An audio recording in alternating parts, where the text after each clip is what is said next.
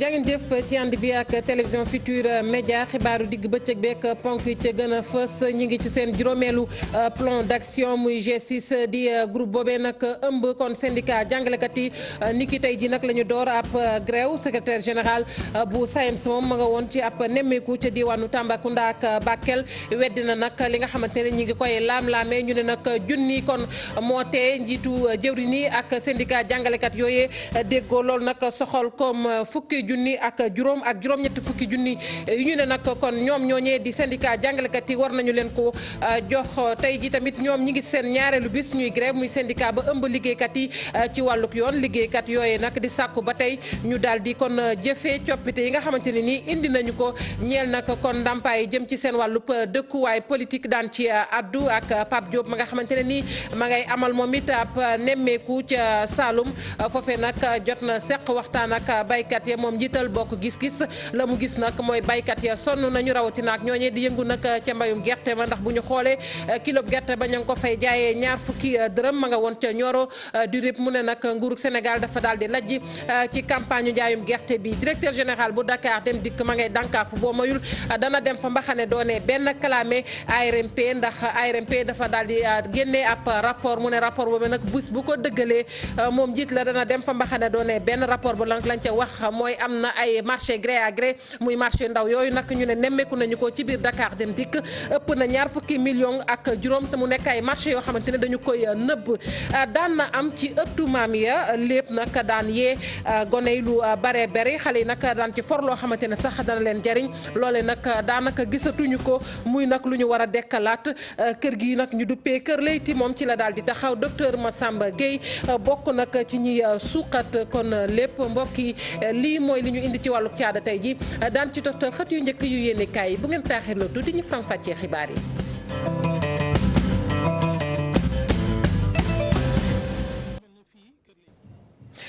dal leen nag jàmm ci xibaaru digg bëccëg bi ñu tàmbali ko nag ak grève bi nga xamante ne nii kon syndicat yi tàmbali nañ ko ni ki tey ji rawatina ak nag kuréel googee ñu duppee G6 tey ji nag ñi ngi kon ci seen juróomeelu plan d'action secrétaire général bu SAEMS moom ma nga woon ci ab nemmeeku ca diwaanu Tambacounda ak Bakel foofe nag daal dinay weddi li ñu ne moo xaajale njiitu jëwriñ yi ak syndicat jàngalekat yi mu nekk ñàkk déggoo boo xamante ne daal nee nañ junni la ndax bu ñu seetloo fukki junni ak juróom ñu doon wax kon loolee nag mooy la ñu bëggul a dégg ndax juróom-ñetti fukki junni la ñu wax ñoom jàngalekat yooyu aju nag kon ci ndàmpaay la Sawru Sène moom moo yëkkati yooyee kàddu ñu teewlu ko ci micro Moussa Oumar Gueye. rek gis nga discussion yi nga xam ne ñu ngi koy am ak gouvernement au Sénégal gouvernement bi xam na bu baax a baax lu ñuy xaar ci ñoom ba tax na bu dee dégg naa dans la presse ñii di wax ni gouvernement bi 75000 la joxe léegi enseignants yi 80 la ñuy laaj différence 5000 tout ça c'est faux c'est totalement faux c'est vrai que gouvernement bi waxe na waxu 75000 mais ñun suñu préoccupation du ay augmentation aux 15000 francs suñu préoccupation boo xoolee le système de rémunération dafa nekk système boo xam ne ñoom ci seen bopp d'accord nañu nuñ ko tabaxee baaxul de telle sorte que day am solo trop bu dee c'est un gouvernement tout à fait responsable mais mu apporter ay correctifs ci régime indemnitaire bi loolu buñ ko apporter mais ñëpp dinañ mën a jot li nga xam ne moom la ñu yellool selon leur nouveau diplôme nga njiitu réew mi buy wax ni rafetlu na dal bi nga xam ne consensus bi ñu trouvé ci mbiru école bi damay jaaxle dama xamul ban école lay wax parce que de toute façon du école Sénégal parce que école Sénégal mu ngi non seulement nekk ci crise premier ministre rencontré nañ ko joxewul dara waxaat na dinañ ko rencontrer waat jeudi prochain te ñu ngi mois d'avril ñu ngi dugg bientôt mois d'avril école bi depuis janvier kenn jàngalewul bon bu toogee démb ne voilà maa ngi rafetlu dalu école bi je me demande ban école lay wax en tout cas du école du Sénégal fàttali rek bu dee Guinée président guinéen bi jël na ay mesures ñu génn ci président burkinabé jël ay mesures ñu génn ci président Togo jël ay mesures ñu génn ci dama yaakaar ci nu ñu xamee intelligence su Sénégal président au Sénégal tamitam dina xam li nga xam ne mooy importance su njàng ak njàngale ba mu mën a jël ay mesures yu fortes yuy permettre non seulement ñu génn ci situation bi mais ñu toog ay ati at yoo xam ne vraiment école bi day stable ñun de loolu la ñuy xaar ci ñoom. kuréel googee ñu duppee nag G6 tey jii am na ku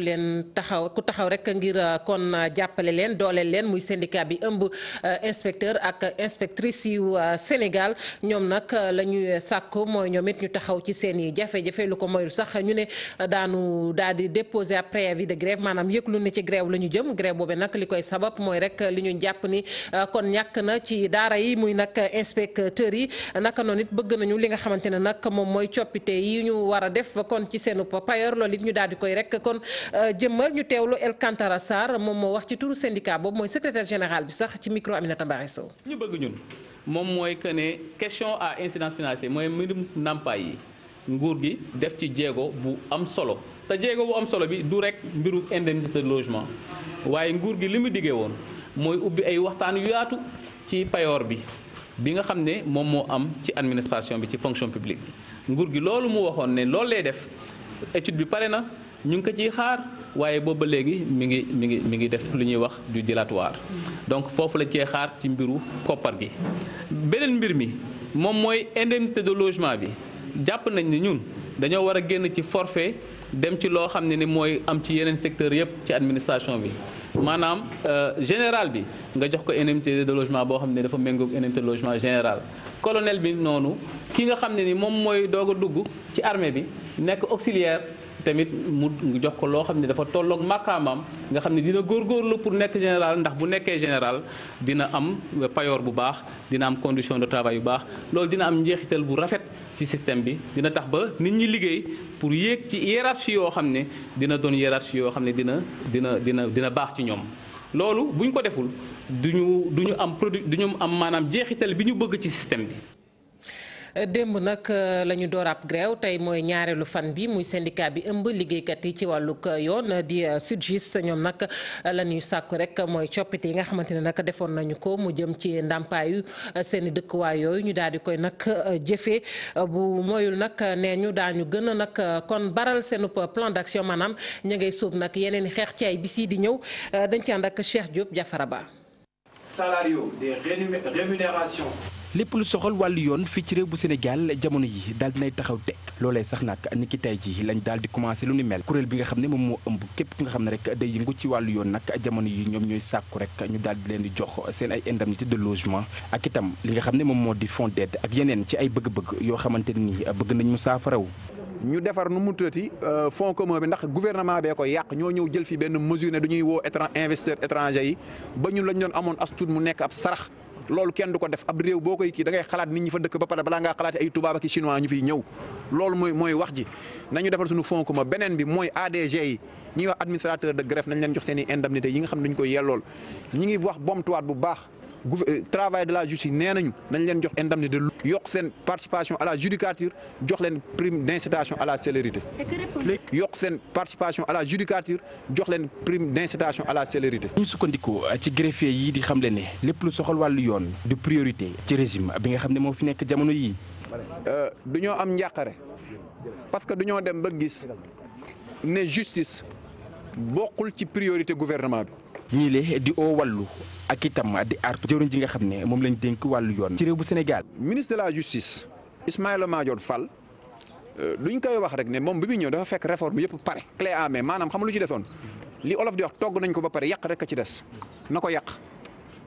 amul guddal jël. ñi nga xam ne ñoom ñoo di waa SYTJUST nag jamono yi bàyyiwuñu bépp plan d'action boo xamante ni dinañ ko nam amal bu fekkee nguur bu Sénégal dafa léttu ay dégguma si li nga xam ne moom moo di seeni ay bëgg-bëgg. Nous attendons de la part du gouvernement.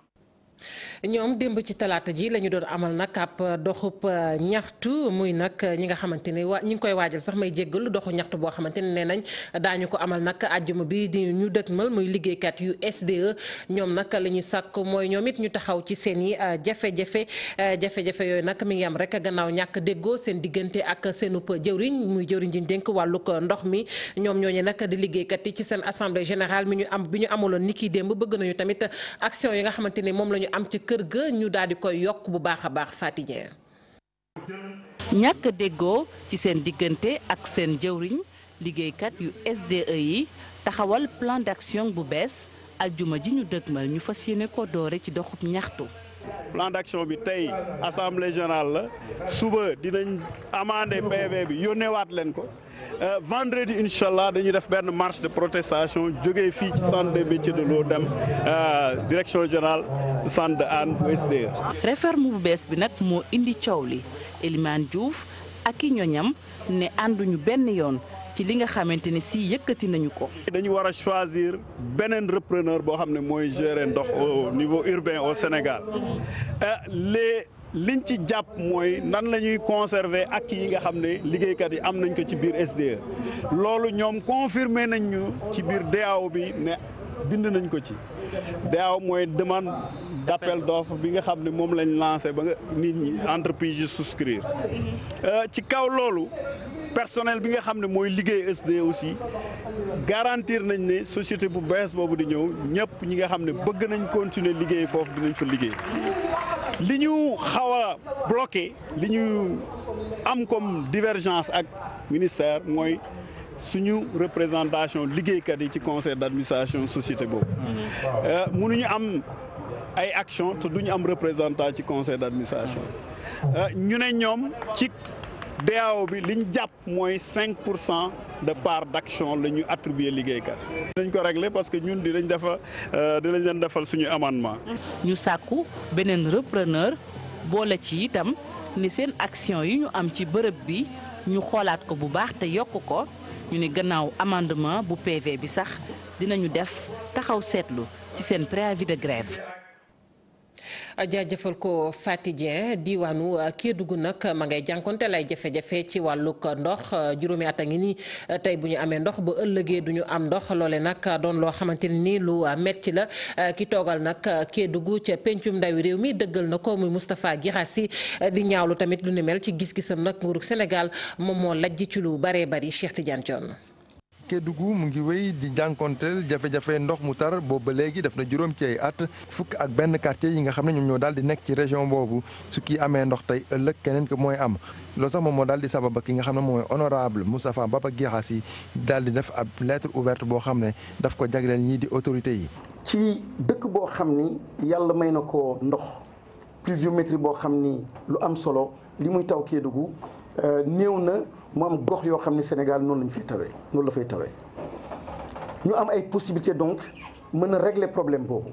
mais askan bi ndox lu muy naan.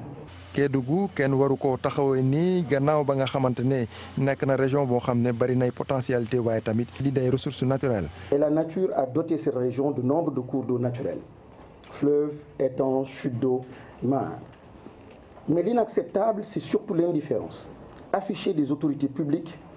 face à ce lancinant problème qui assaille régulièrement les populations de ces régions depuis quelques années déjà. ñàkkum ndox mi ni mel ñàkkul ay jafe-jafe ci askan wi. du naan bi rek mais ci ginnaaw naan bi mooy xale yi di dee di faatu mooy ñoo xam ne dañuy arrêté seen jàng mooy mbay boo xam ne dafa bloqué te fu amul ndox dund mënu fa am li tax nag dañu jaaxle mooy Kédougou li mu nekk ci àll ba wala nekk poids électoral faible. honorable député Moustapha Baba Guirassy moom di wane tëleem ci mbir mi dem sax ba gis ne lu ni mel da koo ëlëm loolu sax moom moo tax mu daal di yëkkati yile kàddu di wane rek ne autorités yi ñoom amuñu benn vision waaye tamit ñàkkum engagement lu ni mel da koo nemmeeku ci dossier bu ni mel ba tax sax moom muy fàttali nag ne cay at ci ginnaaw autorités yi ñoom dañ fa doon jaabante ku ci ne di def li nga xam ne moom mooy pose première pierre cay forage yoo xam ne ba léegi benn ndox amagu fa.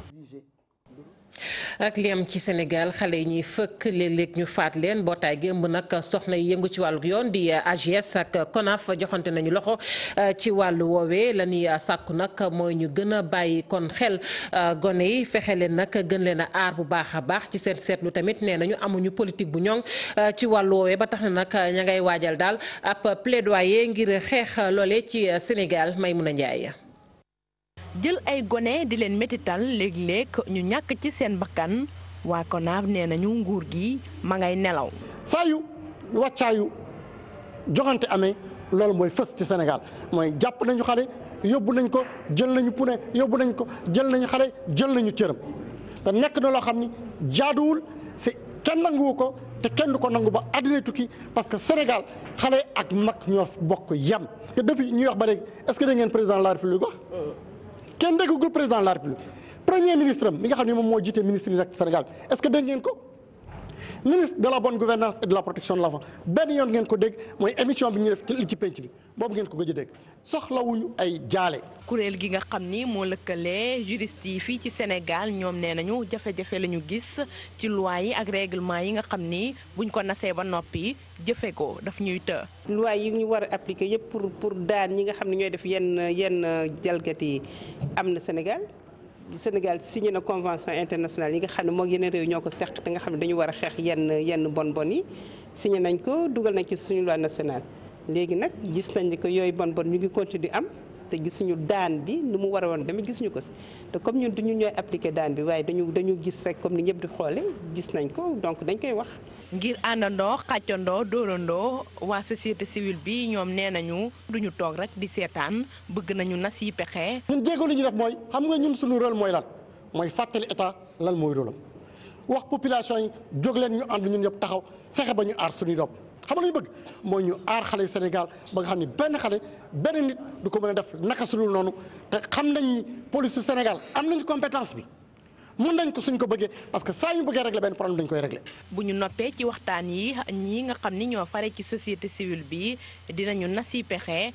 yooyu bëgg nañu ñu tëral ko ndax kat fii ci réewu Sénégal bëgg nañu xeetu mettital yi ñuy def ci gone yi ñu dakkal ko ba faaw. police it ci la taxaw ñu fexe rek kon ba dakkal xeetu métital yooye moo waral sax police nag ne gën nañu ko dooleel ci wàllu woowee ndax bu dee ci wàllu ko jumtukaay jox nañ leen ko ba mu mat sëkk taxaw nañu nag ngir defanteeg ñi nga xamante ni ñoom ñooy defkatu ñaawteef yooye la ñuy sàkku rek ci askan wi mooy nañu leen dimbali ci xeex boobee collaboration bu dëggu la ñuy laaj Habib Faye Jafara Ba ci leeral. ku def lu jaaduwul wala nga def loo xam ni dëppoowul ak lu jubal réew mi dinañu la fudd. artu nañu leen ñoom Samba Boy yi jamono ji càccum xale yeeg rey xale yi lëmbe biir réew mi police jël na ci ay matuwaayam ba mu mat sëkk ngir mu dañ fi. état bi jël na tous les moyens nécessaires mettre ko à la disposition des forces de défense et de sécurité particulièrement à la police ñi nga xam ne caay-caay rek moo leen ñor nañu xam ni à partir de maintenant. tàmbali woon na sax waaye état bi renforcé na moyen de sécurité bi. lëkkaloog askan wi loolee doon na la leen gënal ngir yombal leen seeni liggéey. am na ci ñoo xam ne nag ci biir jubadi la ñu bëgg di añ di ci reer di ci ndékki kon dañu tàllal suñu loxo société sénégalaise bi yépp di leen xamal ni fépp fu ñu gis loo xam ne lëndëm na. bu ñu ko mënee leeral alhamdulilahi rabbil alamin bu ñu ko mënula leeral bu ñu nu woowee ci minute yi ci topp dinañu ñëw def intervention. ñoom ñee di jëfkatu ñaawteef yi door nañ di leen rëbb lépp luy frontière yokku nañ kaaraange gi police moom nee na noppi na. suñu vision mooy jàppale état bi ci paix ak tranquillité publique képp ku ko jalgati ñu jàkkaarloo ak yow jëflanteeg yow. ba nga dellu siwaat xam ni nekkoo ci yoon boo dellu siwaatu li ñu làq la jant bi dénk la ñi nga xam ni ñoo lay dugal foo xam ne dootoo gis jàpp. rey gi ci yenn ci frontières yi police door na beneen xeex fii ci diwaanu Afrique de l'Ouest tax na seeni kaaraange yokku nañu ko foofee. fii ci Afrique sowu jant am na lu ñu fiy tuddee fédération police yi Afrique de l'Ouest yëpp ñoo ci daje. heure boo xamee ni am na njubadi bu am fii renseignement yi uniquement day circuler automatiquement day circuler. waa police ne daañu indi ay saafara ci jafe-jafe yi askan wi di dund ci ñàkkum kaaraange jamono ji tuutànk yi doon nañ ñoo xam ne ñoo gën a soxal reykatu nit ñi ñoom ñii yor kaaraange biir réew mi ne door nañ di leen rëbb waaye jamono ji xamaguñu seen lim ci ñaata la toll. lu soxal nag dooleel kaaraange gi ba tey lu ëpp 200 ci ay daamaar wu gendarmerie ñu ngi leen di xaar nag ci ay bis bi di ñëw fii ci Ndakaaru jëruñ di dénk l'armée bi moo ko wax muy Augustin Tine nee na nag poste wala brigade bu gendarmerie bu ci ne daañu la rek jox ab daamaar bu bees tàq kàddu yooyu nag mu ngi ko yëkkatee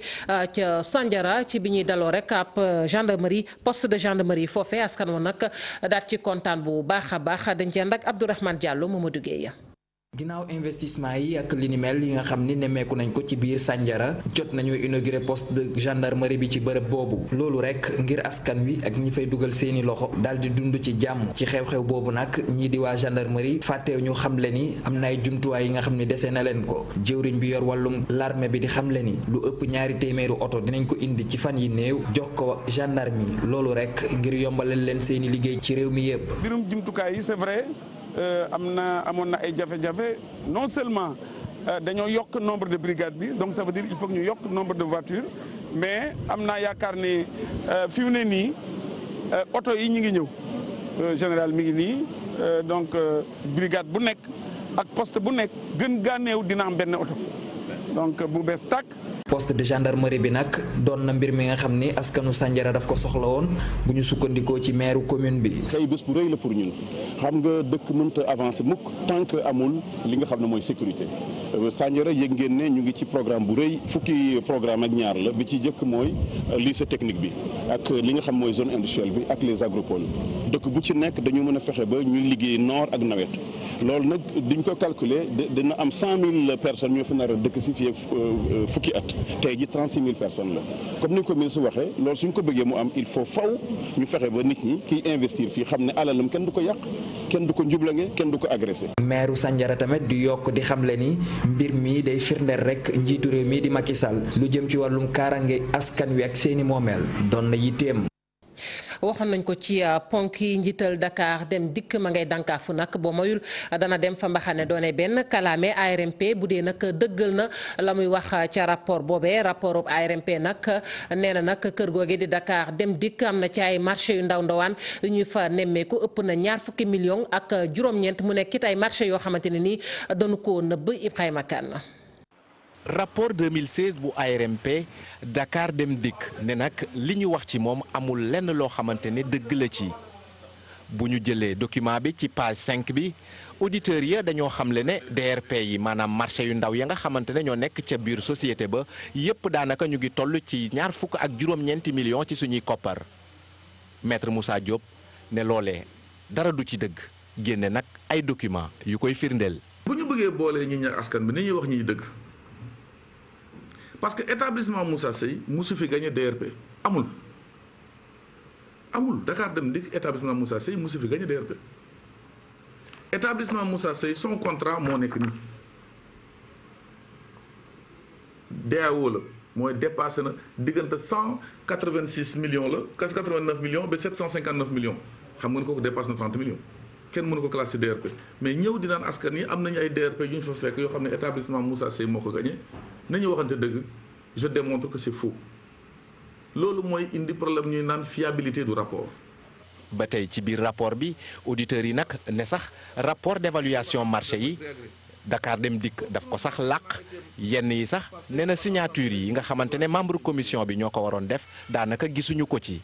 lu ni mel nag maître Moussa Diop di ko weddi. mais les rapports d'évaluation sont là ñëw nee na rapport d'évaluation yi kenn signé wu ko tout le monde a signé dans la commission. marché de qui n'a jamais gagné balaa ma koy publier war na xoolaat kat ku mu yónnee woon la ma koy dul du noonu mais gëmm sa bët ak publier comme ça mu indi coow li ñu bëri yuuxu nañu. maître Moussa Diop di rafetlu nag liggéey bi nga xamante ne ay ñoñam ñu ngi koy def foofu ci Dakar dem dikk te lépp nag ñu koy jaarale ci yoon mu ne sax nag ARMP bés bu jugee nag ne day weddi moom li nga xamante ne moom la xamle tey jii bu boobaa ne na mbir mi dina ko yóbbu fa mbaxana doonee benn. Pape Diop mi ngi ci ab tournée ca Saloum moom jiital bokk gis-gis yegg nag ba Nioro du Rip sekk waxtaan rek ak baykat ya mu fa fekk rawatina ak ña yëngu ca mbayum gerte moomee mu ne baykat ya moom Pape Diop ña nga ca ay jafe-jafe li ko waral mënuñoo jaay seenub gerte ña ko fay jot a jaay sax nee na ñu kilo ba $20 la ñu koy jaayee mu nekk nag loo xamante ne kon indil na baykat yooyu ay coono ci gis-gisam nag moom mooy nguurug Sénégal dafa daal di rajji ci campagne njaayum gerte bi ñu teewlu ko Pape Diop njiital bokk gis-gis ci micro Ibrahima Diamé. wax dëgg yàlla jàmbat yi bari na jàmbat bi ma ci gën a ràññee mooy gerte gi nag wax dëgg yàlla ni ñu ko waxee metti na parce que bay ba mujj prix bi 210 ba mujj nga naan 100 francs nga jaay ak 125 ak 150 loolu metti na parce que mbay dafa metti 3 mois nga nekk ci àll bi naaj bi tàng bi chaleur bi ba mu pare mënoo ko jaay loolu wax dëgg yàlla naqari na loolu nag bu fekkoon ni dañu gis solution boo xam ni à court terme boo xam ni ñi fi nekk proposé nañ ñu ko kon yaakaar naa ni dañ am yaakaar mais koo xam ni nee na bi mu ñëwee Nioro na ngeen ci maafe def ci gerte caaf mbaxal ci dem fële ni président turc bi kaay dimbali ma wutal ma ñu ko jënd kooku won na ni mënu ci dara kooku nag wax dëgg yàlla réew nag boo demee ba wane ni mënoo ci dara da ngaa war a bàyyi waaye nga ngoy ci rek ni doo dem parce que gerte gi il faut que ñu wut ci solution boo xam ni dootul problème bi dootul am loolu mooy man sama xalaat mooy xam naa ni am na Brésil am na Inde am na Chine ay équipement yoo xam ni bu ñu ñëwee waxuma sax ci département presque li ëpp ci village yi ñu fexe ba ñu am ko wala ñu installé fii usine boo xam ni daf koy raffiner loolu c'est une première étape deuxième étape bi mooy dañu soxla suñu élevage aussi ñu développé ko bu boobaa rakkal bi ak xollitu gerte yi dañ koy def poudre mu nekk composant ci aliment de bétail boo ci boolee mboq ak yi ngi ciy boolee yeneen yi am na formule bu ñu defee formule bi ñu jox leen ko ñu defar aliment de bétail di ko jaay bu ko defee yaakaar naa ni gerte gi buñ ko commencé buñ ne 210 mën naa am sax du jar 210 250 lay jar parce que. lépp nag daan na am ci jamono ci ëtt maam ya mu nekk loo xamante ne lu ñu daan nemmeeku la mu daan yeete xale tamit daan na ci for loo xamante ne rek da koy jariñ loole nag ci la Kër Leyti taxaw solo si rek mooy fexe kon ba daal di dekkalaat lépp docteur Massamba Gueye bokk ci ñu koy suqaat ñu ànd ak Aïssatou Paye yëriwaat lépp. amoon na fi. waaw bii bu ma léebee na ngeen reede.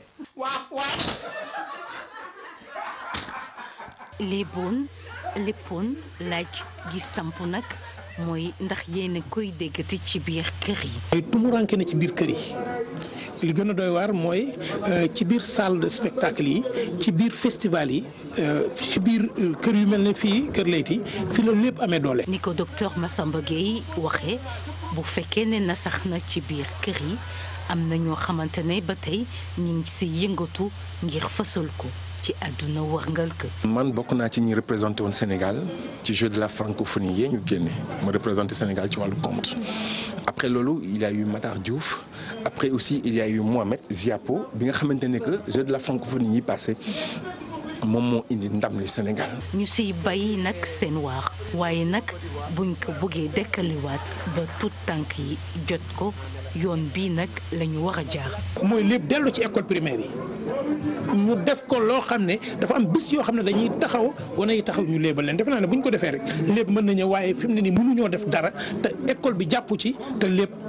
di dundaat. ba tax nag lépp nekk lu ñu war a jàppale. activité bi tamit pour continuer pour def